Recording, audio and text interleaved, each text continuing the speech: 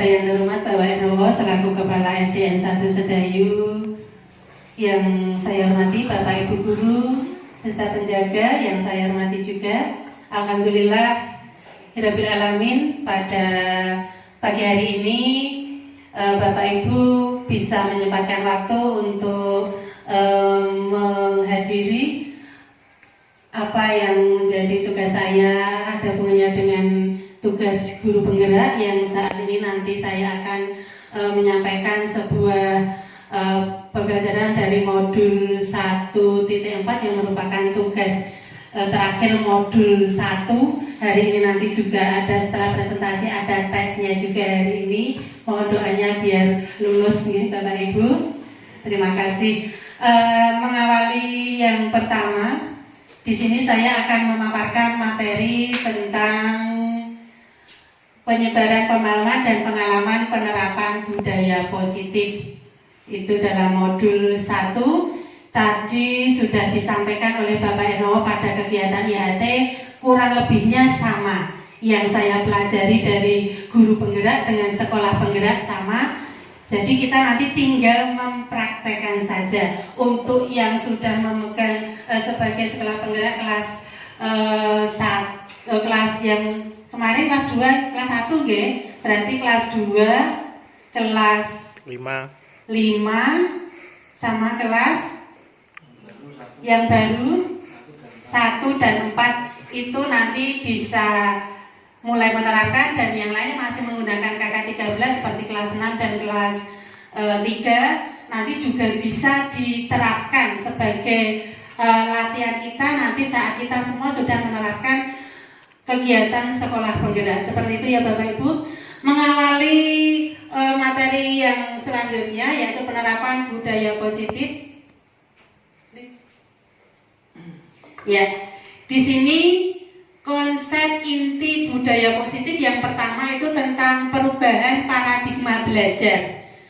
Yang kedua disiplin positif, yang ketiga nilai-nilai kebajikan, yang keempat kebutuhan dasar manusia, yang kelima motivasi perilaku manusia, yang keenam posisi kontrol guru, yang ketujuh keyakinan kelas, selanjutnya adalah segitiga restitusi. Ini nanti akan kita praktekkan dalam kegiatan sehari-hari, kegiatan belajar mengajar khususnya pada sekolah penggerak atau nanti Bapak Ibu saat pembelajaran di guru penggerak seperti ini. Lanjut.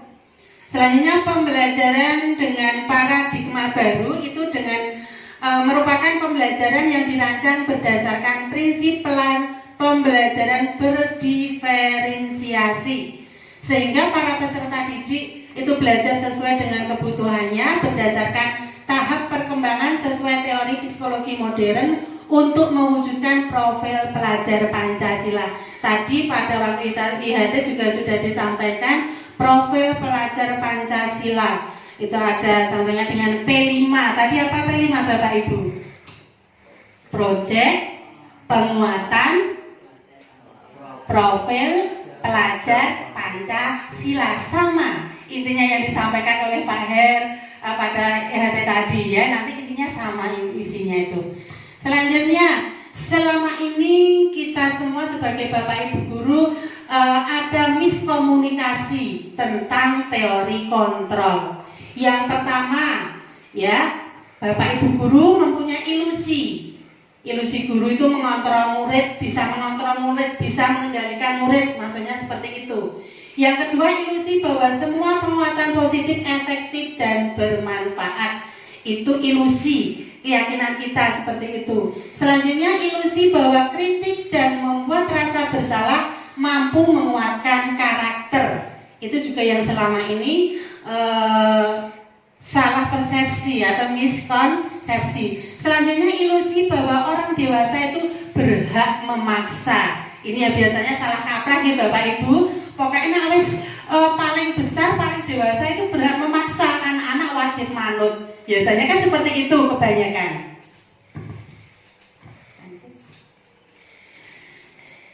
Nah, sekarang kita akan mengubah paradigma stimulus respon ke pendekatan teori kontrol. Di sini yang pertama stimulus atau respon tentang dunia, ya, dan dunia itu realitas atau kebutuhan kita sama seperti itu. Tapi ternyata teori kontrol tentang dunia itu realitas kebutuhan kita itu berbeda seperti itu. Selanjutnya respon tentang dunia yang stimulus tadi, semua orang melihat hal yang sama. Semua orang melihat hal yang sama, padahal teori kontrol tentang dunia itu setiap orang memiliki gambaran yang berbeda. Selanjutnya kita mencoba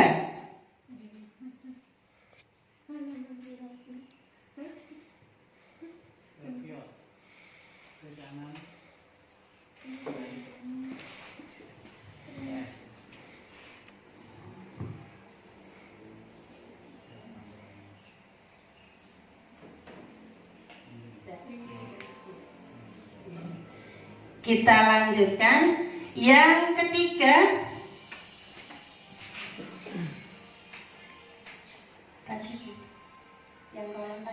Nah ini, ya. Kita mencoba mengubah orang agar berpandangan sama dengan kita. Itu stimulus respon tentang dunia, tapi teori kontrolnya kita berusaha memahami pandangan orang lain tentang dunia. Selanjutnya, perilaku buruk dilihat sebagai suatu kesalahan. Perilaku yang buruk itu dilihat sebagai suatu kesalahan. Pada teori kontrol tentang dunia, semua perilaku itu memiliki tujuan. Semua orang melakukan sesuatu itu pasti ada tujuannya. Seperti itu maksudnya. Selanjutnya, orang lain bisa mengontrol saya. Orang lain bisa mengontrol saya. Itu stimulus tentang dunia. Padahal teori kontrol tentang dunia hanya Anda yang bisa mengontrol diri Anda, diri kita sendiri yang bisa mengontrol diri kita. Itu. Selanjutnya, saya bisa mengontrol orang lain. Nah, itu yang ada namanya stimulus respon dunia. Padahal teori kontrol dunianya Anda tidak bisa mengontrol orang lain. Sebenarnya seperti itu. Selanjutnya, pemaksaan ada pada saat bujukan yang gagal. Teori kontrolnya kolaborasi dan konsensus menciptakan pilihan-pilihan baru. Selanjutnya, model berpikir menang atau kalah. Ya, sebenarnya model berpikir menang. Ya, itu teori kontrolnya seperti itu. Nah, ini budaya positif yang mungkin Bapak Ibu juga masih baru ya, ada budaya positif juga. Di sini ada disiplin. Kata disiplin itu berasal dari kata disiplina yang artinya belajar. Disiplin itu mengacu pada disiplin diri yang memiliki tanggung jawab terhadap apa yang dilakukannya berdasar nilai-nilai yang diyakini. Selanjutnya, disiplin positif merupakan salah satu cara penerapan disiplin yang bertujuan untuk menumbuhkan kesadaran serta memberdayakan peserta didik tanpa imbalan penghargaan atau reward, ancaman atau hukuman. Ini tentang budaya positif. Selanjutnya, sebagai pendidik, tujuan kita adalah menciptakan peserta didik yang memiliki disiplin diri sehingga mereka berperilaku sesuai nilai-nilai kebajikan universal dan memiliki motivasi intrinsik dalam perubahan perilaku ke arah yang lebih baik. Itu diantaranya budaya positif. Nah, nih sekarang yang nilai-nilai kebajikan. Nilai-nilai kebajikan di sini disepakati bersama, terlepas dari suku, bangsa, agama, bahasa maupun latar belakangnya. Nilai-nilai kebajikan. Yang pertama, profil pelajar Pancasila di sini adalah beriman dan bertakwa kepada Tuhan Yang Maha Esa, berakhlak mulia, berkebinekaan global, gotong royong, mandiri, kreatif dan bernalar kritis. Tadi sesuai proyek P5 tadi ya Bapak Ibu. Selanjutnya ada juga tambahan keterampilan hidup atau life skill. Dapat dipercaya, lurus hati sama dengan jujur ya Bapak Ibu. Seperti itu, pendengar yang aktif, tidak merendahkan orang lain dan memberikan yang terbaik dari diri kita untuk orang lain. Berusaha semampu kita. Itu tentang nilai-nilai kebajikan. Selanjutnya tadi kebutuhan dasar manusia yang di depan sudah saya utarakan. Kebutuhan dasar manusia adalah segala sesuatu yang kita lakukan untuk mendapatkan apa yang kita inginkan. Seluruh tindakan yang kita lakukan itu memiliki tujuan tertentu. Dan semua usaha terbaik yang kita lakukan adalah dalam rangka agar kebutuhan dasar kita itu dapat tercapai atau terpenuhi. Dan 5 dasar kebutuhan dasar manusia itu, yang pertama bertahan hidup, kasih sayang, rasa diterima, penguasaan, kebebasan, dan kesenangan. Itu adalah kebutuhan dasar manusia yang harus dipenuhi atau bisa terpenuhi. Nah, sekarang di sini adalah motivasi perilaku manusia. Itu yang pertama, termasuk kita di sini adalah ada hubungannya dengan peserta didik. Yang pertama, untuk menghindari ketidaknyamanan atau hukuman. Contohnya begini Bapak Ibu, misalkan peraturannya di sekolah kan kalau tidak mengerjakan PR akan dapat hukuman. Kalau mengerjakan PR kan akan dapat nilai yang bagus seperti itu. Itu untuk menghindari ketidaknyamanan atau hukuman, akhirnya anak-anak mengerjakan PR seperti itu ya. Yang kedua, untuk mendapatkan imbalan atau penghargaan dari orang lain. Ini juga hampir sama tadi. Kalau misalkan mendapatkan tugas seorang peserta didik misalkan ya, kok tidak mengerjakan tugas itu, lah nanti akan mendapatkan sanksi. Dan jika mengerjakan tugas itu akan mendapatkan reward atau hadiah dari Bapak Ibu guru berupa pujian, bagus, kamu sudah mengerjakan PR, bagus, nilai PR-mu dapat 100, seperti itu. Jadi anak-anak itu mengerjakan tugas itu bukan berdasarkan dari kesadaran sendiri, tapi berdasarkan karena untuk menghindari hukuman atau untuk mendapatkan imbalan. Dan di sini adalah masuknya adalah motivasi ekstrinsik dari luar, berarti perilaku pengaruhnya yang dari luar. Sekarang untuk menjadi orang yang mereka inginkan dan menghargai diri sendiri dengan nilai-nilai yang mereka percaya. Ini termasuk motivasi intrinsik. Itu motivasi dalam diri sendiri. Contohnya begini Bapak Ibu. Kalau seperti ini berarti peserta didik itu sudah sadar bahwa saya mengerjakan tugas dari Bapak Ibu guru itu bukan karena saya agar mendapatkan nilai yang bagus atau mendapatkan pujian dari Bapak Ibu guru, tapi itu tugas atau kewajiban saya sebagai seorang peserta didik. Itu sadar dari anak peserta didik itu sendiri. Begitu ya Bapak Ibu? Ya, lanjut. Lah ini hukuman, konsekuensi, dan restitusi. Hukuman yang pertama itu tidak terencana atau tiba-tiba, murid tidak dilibatkan atau tidak tahu apa yang akan terjadi, bersifat satu arah, bisa berupa hukuman fisik atau psikis seperti itu. Nah, hukuman di sini biasanya misalkan begini, seorang peserta didik melakukan suatu kesalahan, misalkan tidak memakai saat upacara bendera tidak lengkap pakaiannya, seragamnya, atributnya, atau tidak pakai dasi atau topi atau yang lainnya.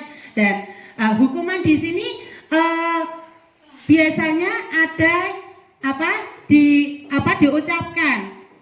Di sini hukumannya ada yang berupa fisik atau psikis. Fisik misalkan disuruh lari mengitari lapangan. Kalau psikis misalnya dengan ucapan-ucapan yang membuat anak atau peserta didik itu merasa bersalah, merasa bahwa dia sudah melakukan suatu kesalahan seperti itu. Nah, itu kalau hukuman. Sekarang kalau konsekuensi itu terarah atau disepakati sesuai peraturan. Murid tetap dibuat tidak nyaman, sikap guru selalu memonitor murid. Contohnya begini, Bapak Ibu, misalkan peserta didik melakukan suatu kesalahan, itu bilangnya begini, kamu kenapa melakukan seperti itu? Harusnya kan tidak seperti itu. Bapak Ibu guru kecewa sama kamu. Nah, kalau sudah seperti itu kamu mau dapat hukuman apa? Biasanya kan seperti itu. Iya Bu, saya tidak akan mengulang lagi. Jawabannya seperti itu ya. Tapi anak-anak itu diberi konsekuensi apa yang telah dilakukannya itu dengan mendapatkan hukuman berupa apa, seperti itu. Kamu jangan mengulangi lagi perbuatan itu. Kalau mengulangi lagi, konsekuensinya apa? Nanti misalkan orang tuanya dipanggil ke sekolahan. Nah, seperti itu kata-kata ucapan yang istilahnya memonitor murid. Jadi konsekuensinya apa kalau kamu melakukan kesalahan ini? Nanti konsekuensinya seperti ini, seperti itu. Jadi guru selalu memonitor murid. Itu yang kedua. Nah, di sini pada penerapan hukuman konsekuensi yang terakhir adalah penerapan restitusi, di mana restitusi ini menciptakan kondisi bagi murid untuk memperbaiki kesalahan. Yang kedua, proses kolaboratif yang mengajarkan murid untuk mencari solusi sendiri. Maksudnya begini Bapak Ibu, proses menciptakan kondisi bagi murid untuk memperbaiki kesalahan itu seperti ini. Anak-anak mempunyai kesalahan, kamu sudah melakukan kesalahan.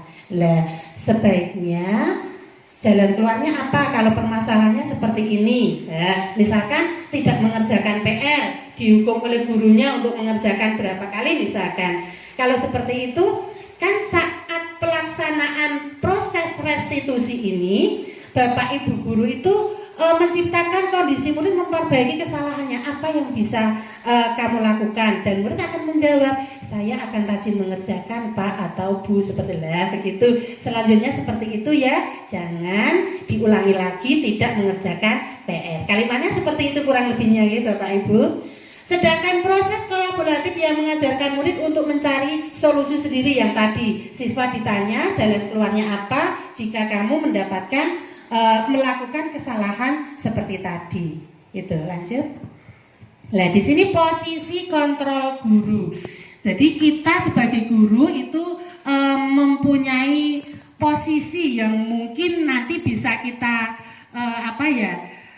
bisa kita maksudnya diri saya itu masuknya yang mana? Yang pertama adalah sebagai penghukum, yang kedua sebagai teman, ketiga pembuat merasa bersalah, ketiga pemantau, dan kelima adalah manajer atau pemimpin. Next. Selanjutnya, nah di sini posisi kontrol guru. Tadi di depan, maaf ya yang coba ulangi tadi yang saya tadi. Ya, sebagai penghukum itu biasanya kalau anak melakukan kesalahan, guru akan memberikan sebuah hukuman yang itu bisa membekas di pikiran anak. Anak menjadi teringat-ingat terus sampai kapanpun seperti itu. Itu kata penghukum. Kalau posisi teman, kita sebagai guru memposisikan sebagai teman. Contohnya begini, Mbok jangan begitu. Kamu tidak kasihan sama Bu Guru kalau melakukan seperti itu, kan nanti Bu Guru akan ditegur oleh Bapak Kepala Sekolah dan sebagai teman. Dan di sini kalau sebagai teman, siswa atau peserta didik itu akan mempunyai rasa ketergantungan kepada guru atau orang yang memberi bantuan. Sekarang pembuat merasa bersalah seperti tadi kata-kata atau dengan ucapan. Yang misalkan kalau kamu membuat kesalahan, nanti Bapak Ibu guru akan dimarahi oleh Bapak Kepala Sekolah. Contohnya seperti pemantau seperti tadi contohnya, saat anak-anak diberikan solusi pemecahan masalah itu tapi masih ada konsekuensinya. Seperti itu yang selanjutnya manajer sebagai pemimpin. Nah ini tadi posisi kontrol yang sebagai manajer. Jadi guru itu berbuat sesuatu bersama murid, menyilahkan murid mempertanggungjawabkan perilakunya dan mendukung murid agar dapat menemukan solusi atas permasalahannya sendiri. Posisi manajer mengacu pada restitusi yang menjadikan murid sebagai manajer bagi dirinya sendiri sehingga tercipta identitas positif atau berhasil pada diri murid. Kalau seperti ini berarti posisi kita tepatnya pada posisi apa Bapak Ibu? Posisi kontrol kita sebagai posisi apa?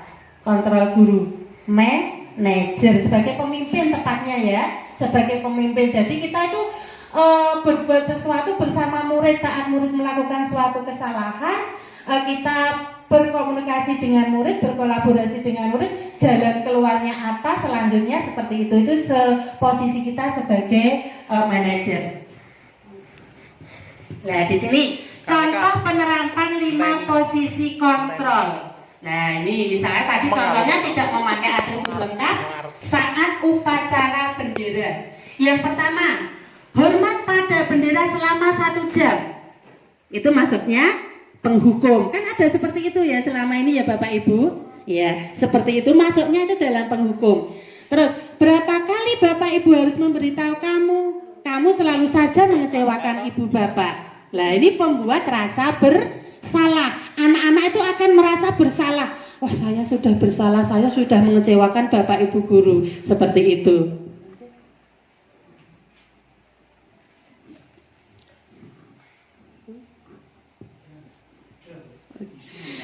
Contoh penerapan posisi kontrol selanjutnya.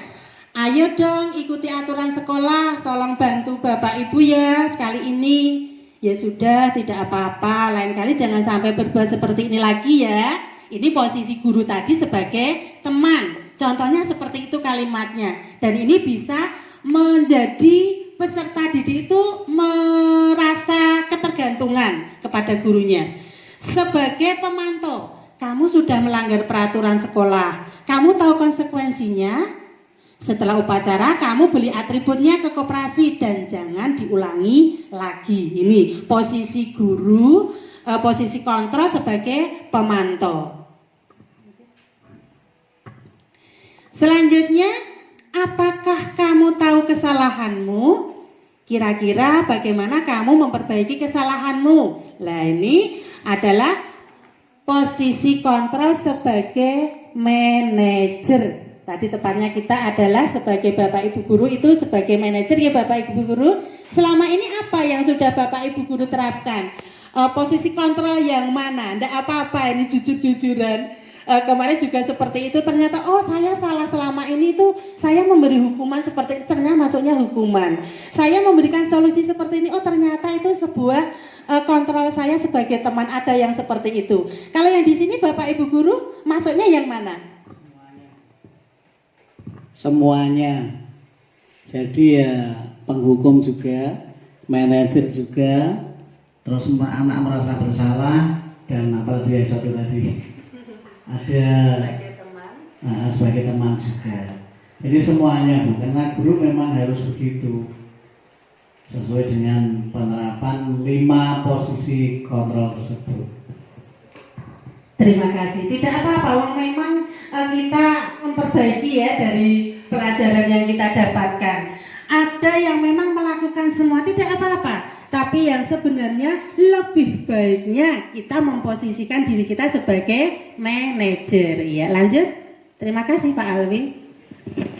Nah, ini keyakinan kelas. Tentang keyakinan kelas tadi pada saat IHT juga sudah disampaikan ya, keyakinan sekolah kalau tadi itu juga bisa diterapkan kalau di sini keyakinan kelas.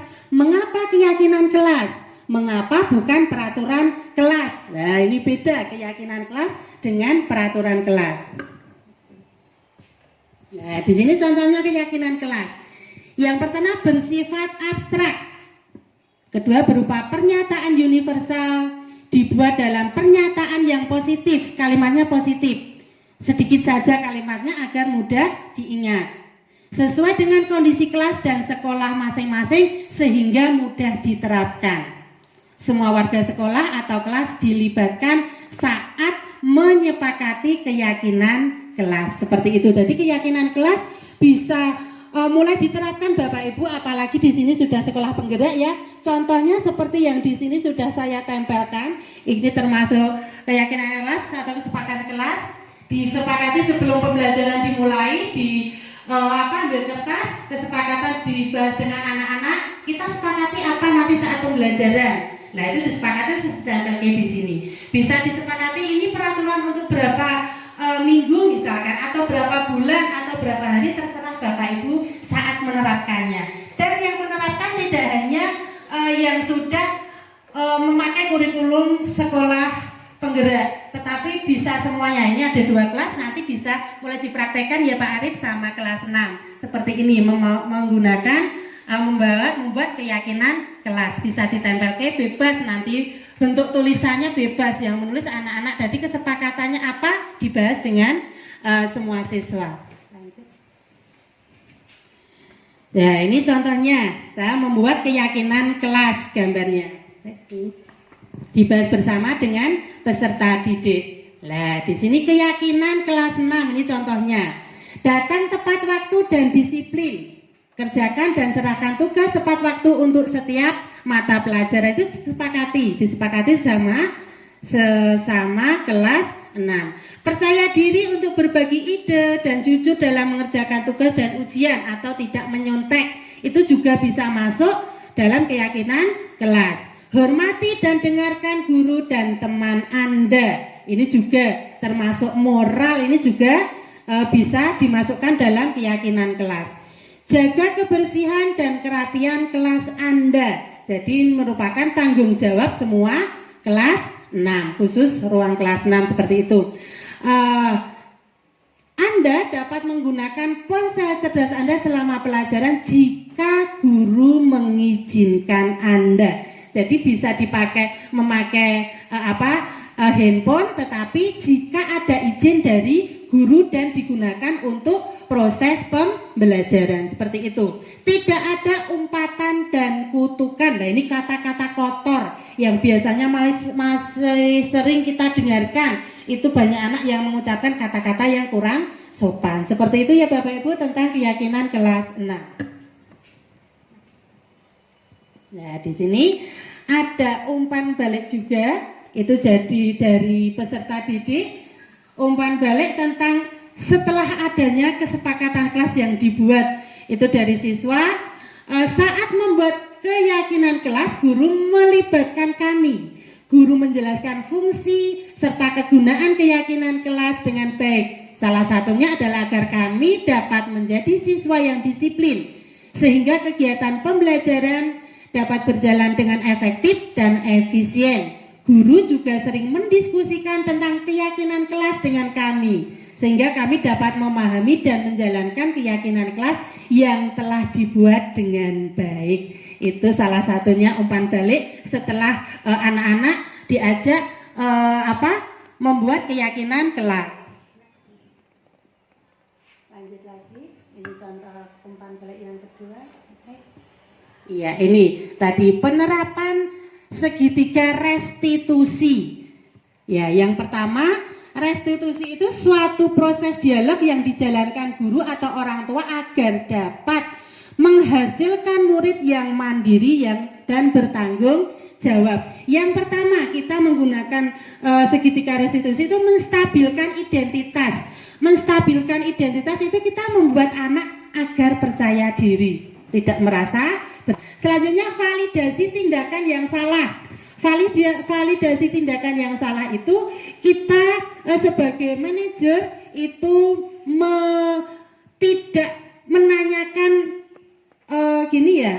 kenapa itu bisa terjadi, tapi menanyakan bagaimana solusinya dengan kejadian yang telah dialami seperti itu. Selanjutnya, menanyakan keyakinan.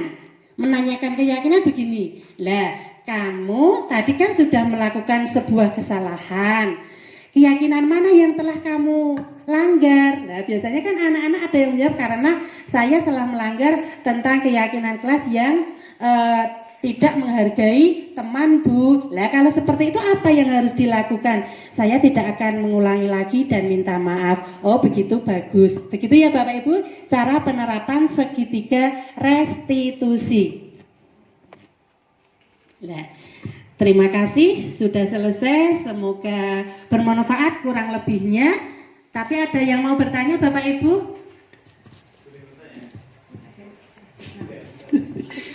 Kurang lebihnya mohon maaf. Assalamualaikum warahmatullahi wabarakatuh.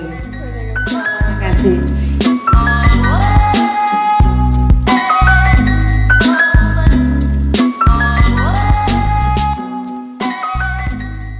Zara, apa yang kamu rasakan setelah kelas kita membuat kesepakatan kelas dan sudah kamu terapkan dalam kehidupan sehari-hari. Setelah saya menerapkan kesepakatan kelas yang sudah disepakati, saya senang dan menjadi lebih bertanggung jawab dan saya lebih rajin belajar. Valen, setelah kelas kita membuat kesepakatan kelas dan sudah kamu terapkan di dalam kehidupan sehari-hari, apa yang kamu rasakan? Setelah saya menerapkan kesepakatan kelas yang sudah disepakati, saya menjadi lebih bertanggung jawab dan rajin belajar karena saya senang dengan kesepakatan yang telah dibuat bersama Bu Yuni. Selamat pagi Bu Yuni. Selamat pagi Valen, silakan duduk. Kamu tahu mengapa hari ini dipanggil Bu Yuni? Mungkin berkaitan dengan tugas Bu? Ya benar. Tapi kamu kemarin masuk sekolah kan? Iya Bu, masuk, tetapi saya tidak mengumpulkan tugas. Valen, semua orang pasti pernah melakukan kesalahan, termasuk Bu Yuni juga ya. Tapi Valen tahu tidak kira-kira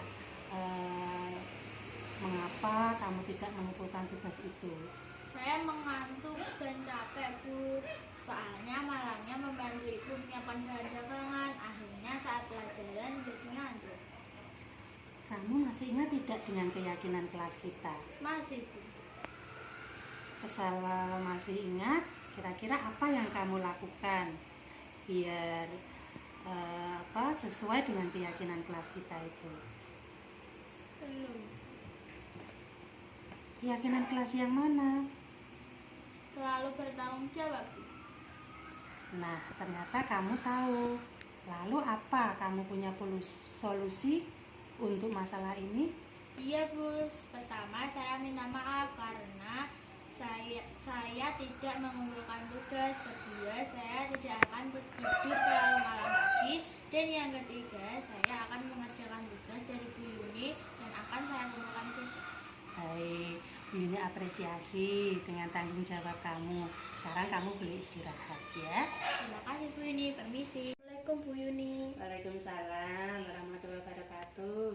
Zahra, kemarin kamu tidak ikut ekstra pramuka ya? Iya Bu, maaf soalnya saya buru-buru pulang karena mau diajak ayah pergi piknik ke Semarang.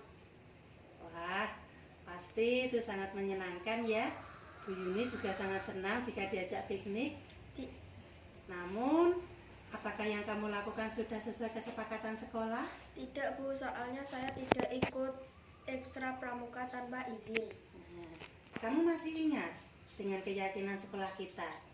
Kira-kira apa keyakinan yang belum kamu terapkan? Tertib mengikuti kegiatan sekolah Bu. Ya, sekarang kira-kira apa yang bisa kamu lakukan agar kamu bisa menerapkan apa yang sudah kamu yakini? Saya bisa minta izin kepada pembina pramuka Bu. Mungkin ada yang lain? Saya mengikuti ekstra dulu baru ikut ajakan ayah Bu. Nah, berarti kamu sudah paham bahwa kita harus tertib terhadap aturan yang ada di sekolah ya. Ya Bu, insya Allah saya akan berusaha lebih tertib lagi. Silahkan istirahat lagi ya.